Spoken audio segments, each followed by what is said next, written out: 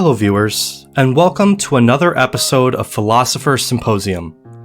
Whether you're a returning viewer or someone watching me for the first time, and I sincerely thank you for watching no matter which camp you belong to, I would like to say right off the bat that this video is going to be a bit different from what I usually make. Normally, this channel focuses on exploring topics about virtue, political philosophy, and civility in public discourse through a measured analysis of existing philosophy, carefully weighing ideas and inviting you to reflect alongside me. But today, I want to speak less as a researcher and more as a person who's been struggling with something deeply human. Something that I suspect many of you viewing have been struggling with recently as well. Over the past few years, we've all seen cultural and political tensions rise. Online, in politics, even among our friends and families. More and more, we hear people say that the divisions between us can't be bridged, that the other side is simply lost, and that reconciliation is impossible. Those beliefs have recently culminated in tragic consequences. The shocking, violent death of a public figure, a public celebration of his death by some of those who strongly disagreed with his perspectives, and an ascending narrative from some of those witnessing said celebration that the other side, or the enemy within, is too evil to be reasoned with. I don't even have to name the person or the sides. We all know what I'm talking about because we've all witnessed it ourselves. Yet, even though we're all painfully familiar with recent events, both in terms of the violence itself and the response to it, we've also all sensed how difficult it is to talk about this topic. No matter what one says about political violence right now, that statement is bound to be categorized and judged along partisan lines. Yet, are our beliefs about the humanity of our neighbors truly partisan? No matter where we stand relative to our community members politically, religiously, or culturally, no matter what we've argued or justified to ourselves or others in the past, we all know deep down in our truest heart of hearts that political violence is wrong. I don't need to make a video sharing the philosophical arguments for and against political violence, as much as public discourse right now might seem to suggest otherwise. What I do believe I must do, however, is address a deeper underlying belief many of us have started to internalize, one that can lead us to contradict our convictions about political violence, even without realizing how far we've strayed from our core principles. The belief that humanity is divided into opposing sides who are so far gone from us that they can no longer be reconciled with, if they ever could have been. The belief, in other words, that our neighbors are no longer human in the same way that we're human.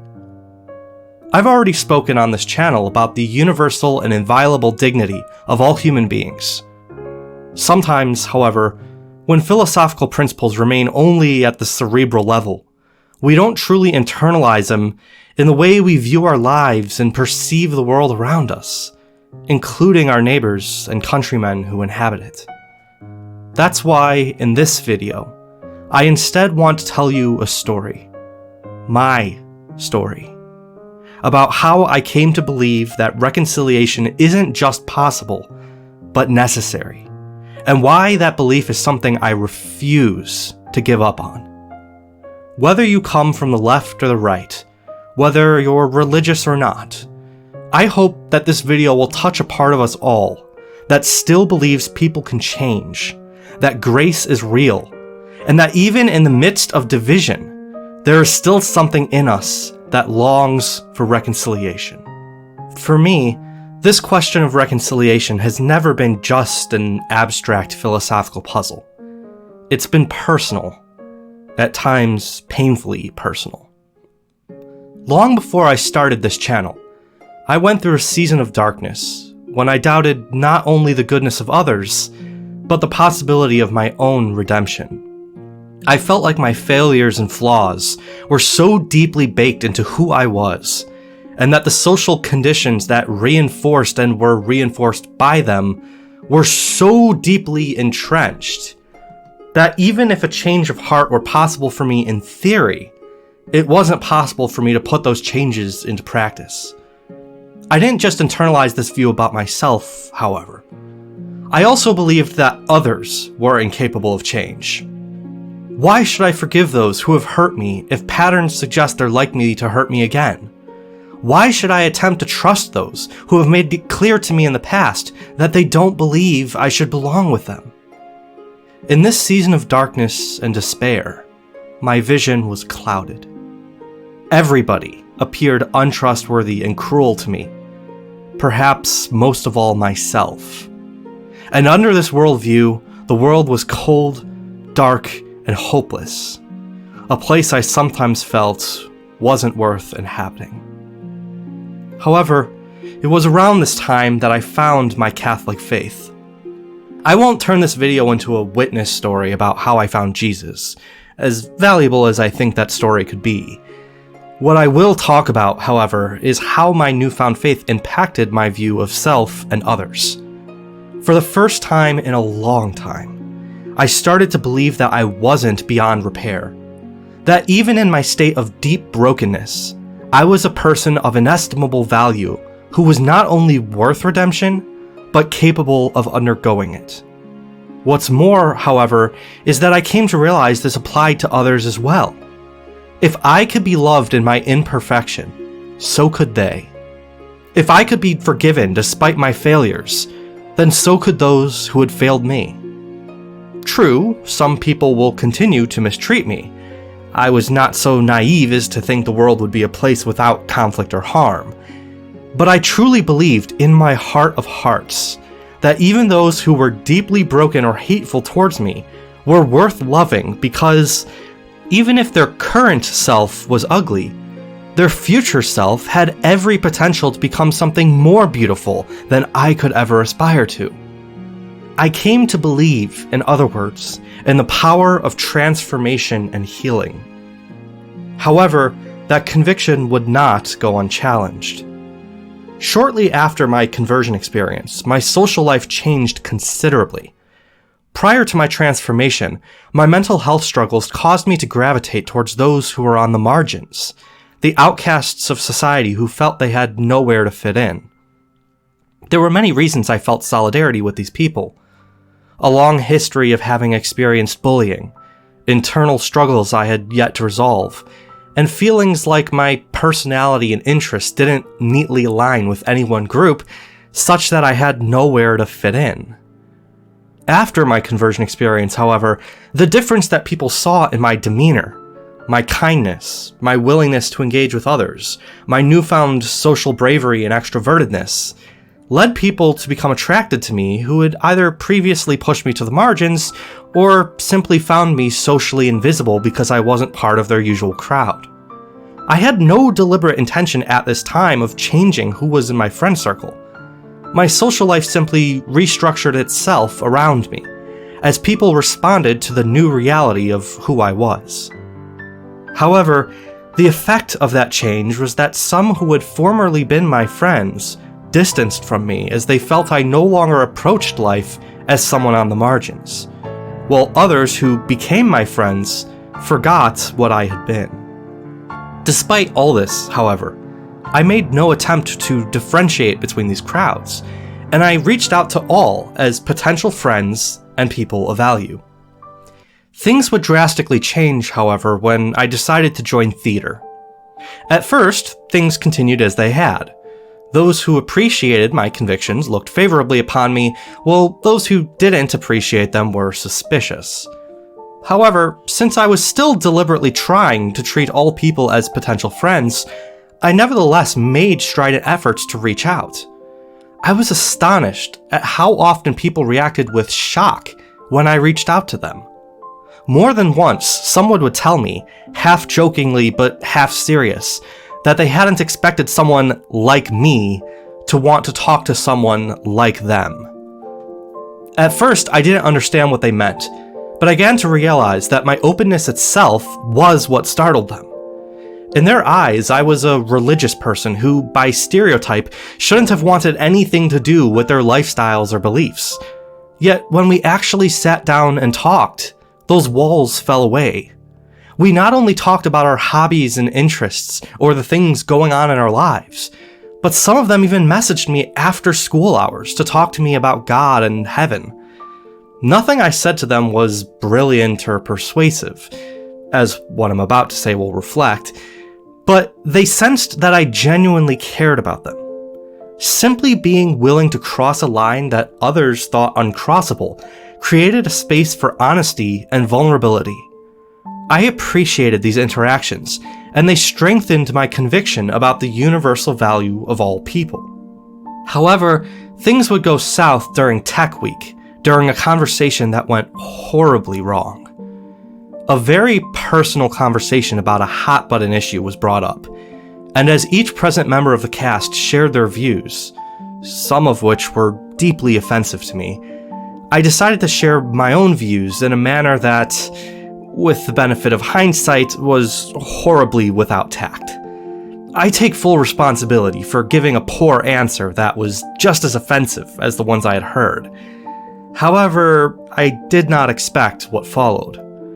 One of my fellow cast members, who had convictions about as strong as I did, but in the opposite direction, stood up in a rage and threatened to send me to the hospital, as multiple friends of hers held her back. She had every intention of following up on that threat. I was saved from a beating only through the intervention of a teacher who helped de-escalate tensions. However, that moment radically transformed the way I started to view others. I was deeply troubled and disillusioned by that conversation, not just because I had been threatened, but because of the circumstances that had surrounded the threat. Just a few days prior, I had called the police to perform a wellness check on a fellow student who was undergoing a dangerous mental health crisis pertaining to the very issue we were discussing. A call that I was later told saved that student's life. When the student returned to school, they asked why I cared so much about them despite the struggle they were dealing with. I told them that I thought they were a person of value and that their struggle didn't make me think any less of them. From the perspective of an outsider, that act would have appeared like I was intervening on behalf of the side I was arguing against. Yet even as the conversation was actively occurring, that moment was in the back of my head. Again, I take full responsibility for answering the question in an offensive, tactless manner. However, being less mature then than I am now, all I could think about was how wrong this person who threatened me was about me. It only added salt in the wound when nearly all of the people I had been reaching out to, who felt I was a religious person they could trust, stopped talking to me after that. After my conversion, I held on to the conviction that anybody and everybody was capable of redemption. In the wake of that near escalation of conversation into physical violence, however, I started to doubt my convictions.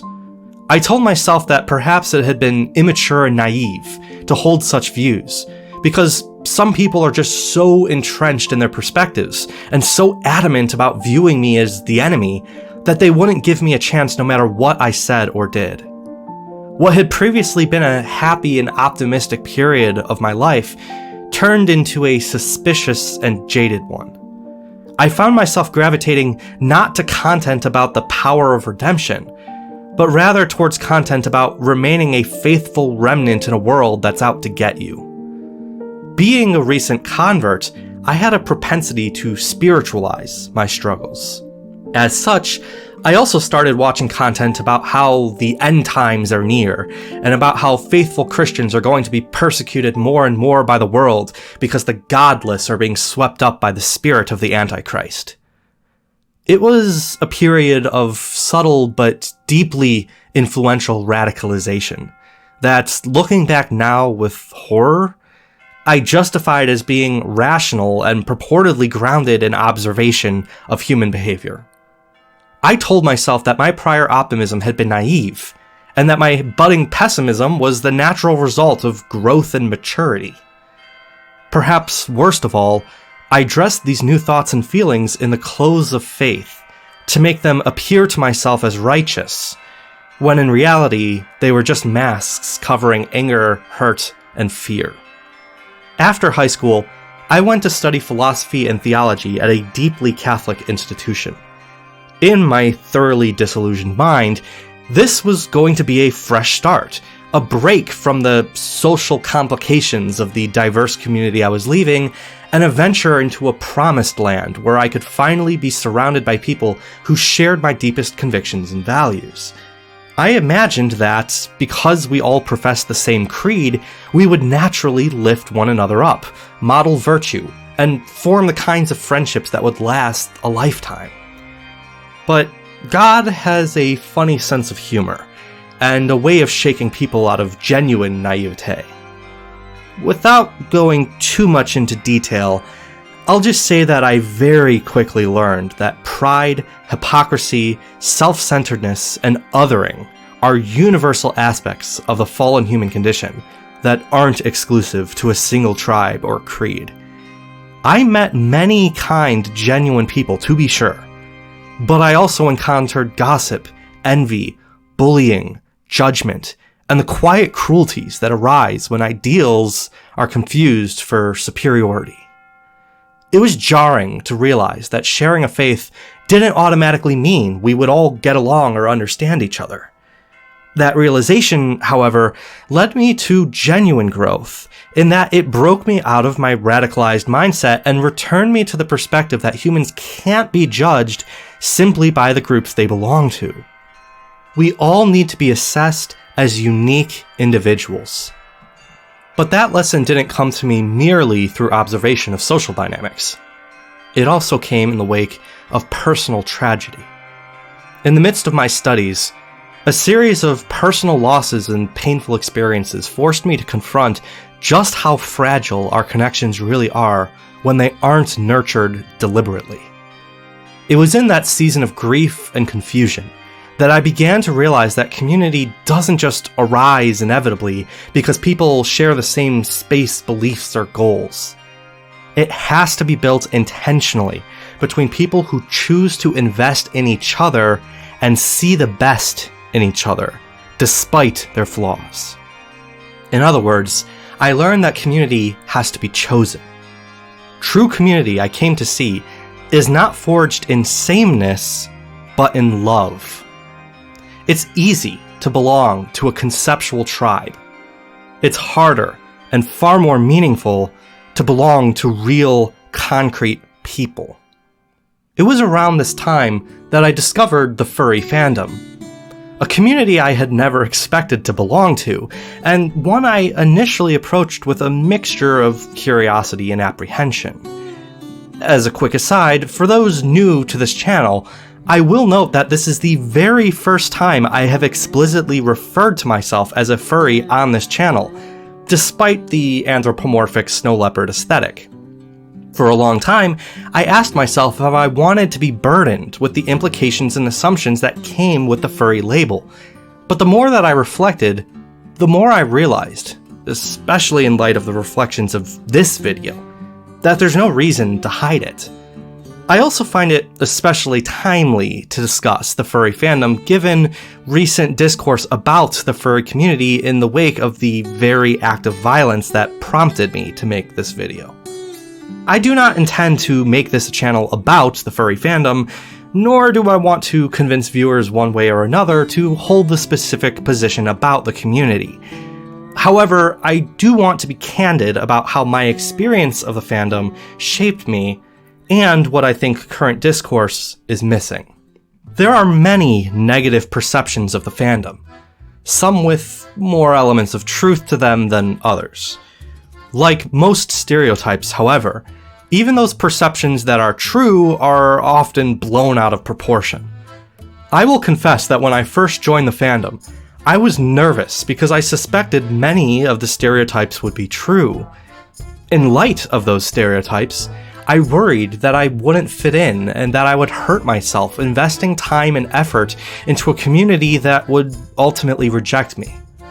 However, the more I engaged with actual furry individuals and not just furry content I saw online, the more I realized that furries couldn't be lumped into a single category any more than Catholics could be. While I certainly did encounter individuals who were ideologically radical or intolerant, something I encounter in nearly every community for what it's worth, I also encountered many individuals of diverse backgrounds and beliefs who all internalized the core ethos of the furry fandom, the importance of celebrating unique individuality and forming intentional community around found family, in their own unique ways.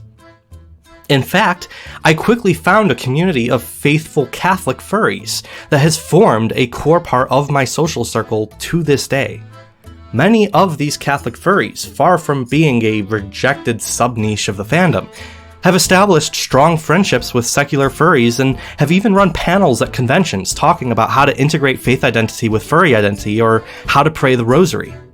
Furthermore, a significant number of my Catholic friends within the fandom, rather than joining the fandom in spite of some of its stereotypical elements, joined in part because of them. A significant number of my friends, for example, are gay Catholic furries who sought out the fandom because they were looking for a found family to belong to. Despite the external tension they wrestle with of many religious people looking with suspicion upon the fandom, and many gay individuals looking with suspicion upon religious people, they nevertheless manage to walk a balanced path between accepting who they are, finding camaraderie with people like them, and striving to live by the church's teachings to the best of their ability. While acceptance within the fandom hasn't been universal, they nevertheless find membership in the fandom indispensable, and many have formed genuine and sincere friendships with secular furries who respect the differences between them, some even admitting that their views of Christians improved because they got to know people who were kind and accepting to them. In the interest of full transparency and honesty, however, I will admit that my own experience of the fandom was not without its ups and downs. To be sure, I did find spaces where I truly belonged and where people saw me for who I was. But I also encountered moments of misunderstanding, exclusion, or tension. What I found intriguing to observe is that sometimes I experienced both extremes with the very same people. For example, several years ago, I attended a convention that I won't name to keep the identities of the individuals involved anonymous. I happened to come across a YouTuber who was especially prominent in the fandom at the time. There was a sizable throng of people standing around this YouTuber in a semicircle, all apparently too nervous to say hello. I took the opportunity to walk up to the YouTuber and introduce myself. I told him, truthfully, I want to emphasize, that his content had inspired me to join the furry fandom. I told him that I am not the typical furry, and that I worried about joining the fandom because my life isn't like most people's in the fandom. But joining nevertheless changed my life for the better, and he was a big part of that. He told me he was happy to hear that, and he gave me a hug. It's a warm memory that sticks with me to this day. However, several months later, I was watching this same YouTuber doing a stream with another furry he was very close with. Without identifying myself as the person who had interacted with him at the convention, I asked him if he would be willing to try being friends with somebody from a demographic I belong to if they consistently showed that they were kind and respectful. Now, with the benefit of hindsight, I will fully acknowledge that it wasn't appropriate for me to put him on the spot like that in front of his audience. I also acknowledge that he was very likely pressured to answer a certain way because of the public nature of the conversation. However, despite being very polite and diplomatic in his answer, he effectively responded with no. I don't personally fault him for this or hold grudges, as I'm sure there are personal experiences in his life that inform the way he decided to answer, perhaps those analogous to the radicalizing moment I experienced in high school. Plus, as I mentioned, I unfairly put him on the spot. However, Hearing that from the person who had physically embraced me just months prior shocked me. It led me to an important realization. People often respond very differently to abstract categories than they do to concrete individuals. When faced with a person they can see, hear, and interact with, someone whose quirks, kindness, and humanity are tangible, they are far more likely to engage with openness and compassion. When confronted with the idea of a generalized type of person, however, fear, prejudice, and past experiences can dominate, causing them to retreat behind assumptions or stereotypes. I suspect that this phenomenon is only amplified by social media.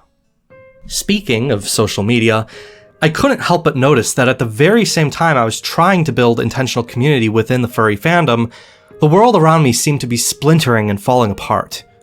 To say that the late 2010s challenged me would be a severe understatement.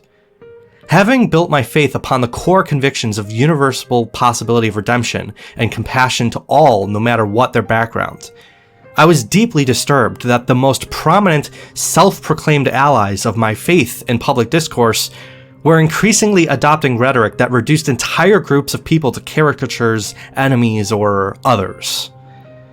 This tendency did not remain exclusive to a select few public figures, but rather very noticeably trickled down into everyday conversation, including the conversations of people of faith who, because of the sincerity of conviction, should have ultimately known better. In response to this dehumanizing rhetoric, many on the opposite side of political discourse started adopting increasingly radical perspectives about those who dehumanized them. I remember speaking to a friend who said that if he ended up in a dorm with somebody on the other side of the aisle, he would ask the university administration to move him, since he believed the person would be prone to violent radicalism and thus be a threat to his safety. Since this was a time in my life when I had experienced loss and deeply valued the importance of maintaining stable community, I remember lamenting the state of the world to my therapist. I recall stating that I wish I could be a bridge that brings people together from either side, but the more that time passes, the more it seems that a great chasm is forming that makes forming a bridge impossible. By 2020, it felt like everyone was at each other's throats. My lamentation was only elevated by the outbreaks of political violence that occurred at various times throughout that year and the next. It was right around this time that I started coming up with the idea for this YouTube channel. I actually thought up this channel years before I actually started making content. However, I was discouraged from actually publishing for quite some time because of the events I saw happening in the world around me. I wanted to share a message about civility in public discourse and the importance of approaching disagreement from a place of love. But all I saw around me were people talking past one another, vilifying each other, and celebrating the misfortune of those with whom they disagreed. Every attempt at reasoned dialogue seemed to be drowned out by outrage, fear, and partisanship. I spoke to my therapist about my discouragement, and he asked what I felt was holding me back. I told him that if the entire world seemed to be drifting in the opposite direction of me, then perhaps I had nothing of value to say. Or, if I did have something of value to say, perhaps it was likely that nobody would want to hear regardless, because a single, insignificant voice fighting to break through a sea of noise might as well be screaming into a void. He acknowledged my concerns, but encouraged me to develop the channel anyways. Years later, I followed his advice. And observing current events, I don't think that this channel could be more timely. But why am I telling you all this? Why get so personal on a channel that usually focuses on a detached analysis of philosophy? The reason is simple. I occupy a space that many in the world would consider contradictory. I am a person who straddles multiple communities, beliefs, and identities at once. I am an ethnic combination of German and Jewish. Somebody who is simultaneously on the left and the right in different ways. And yes, even a Catholic furry. If the world were right about its strict divisions, I shouldn't exist comfortably in any of these spaces. And yet, here I am. If the world were right, I should internally be at war with myself in the same way that the world is at war. The dominant narratives we are fed suggest that identities are rigid and inflexible. Yet most people, if we look closely, have their feet in multiple camps at once and are navigating contradictions that the world insists cannot coexist. If those groups are truly irreconcilable, then the implication is terrifying. Either most of us are doomed to spend our lives at war with our own minds, or we are forced to erase key parts of who we are in order to conform, sacrificing individuality and free thinking to survive within a single tribe. This is precisely the danger of extreme tribalism. It not only fuels dangerous levels of partisanship, but also reduces people to faceless representatives of a group, rather than recognizing them as unique human beings with the capacity for growth, nuance, and reconciliation. We hear it said in modern discourse, "It is no longer possible to reconcile with the left or the right. They are too far gone, too radicalized, too cult-like in their thinking. Just look at what they are doing and saying on social media. Look at how they strip away their humanity to rejoice at the suffering of others." I'm not going to pretend that there hasn't been an increase in deeply disturbing content posted on social media that any sane person would recoil at. What I will ask, however, is this: who exactly is the left or the right? Who are the individuals we believe are too far gone, too radicalized, too cult-like in their thinking? Our friends, neighbors, family? To believe that entire abstract groups of people cannot be reconciled with is to believe that others and even we ourselves cannot grow beyond the narrow boxes we have confined ourselves to. Too often, people allow themselves to converse across divides only by framing the individuals they know as exceptions to the rule. People who may exhibit certain similarities with the irreconcilable other, but who exhibit differences that make them acceptable and not really like the dreaded them. And yet, is this not the very mindset that leads to contradictions, like the furry YouTuber accepting me when I present myself as an individual, but rejecting me when I present myself as part of a demographic? In truth, we are not exceptions to a rule, because we are never merely members of a demographic. We are human beings. Exceptions don't open our minds. They convince us that either the group cannot be like the individual we have grown to cherish, or they convince us that the individual is not part of the group at all, such that our perception of the group they belong to is never challenged. In either case, it's a mindset that erodes the possibility of genuine understanding and blinds us to the shared humanity that makes reconciliation possible. Living in a world where reconciliation is considered impossible is a choice we don't have to accept. We don't have to accept that the world must be defined by rigid identities, tribalistic thinking, or the idea that the people on the other side are irredeemable. We can choose instead to see the humanity in one another.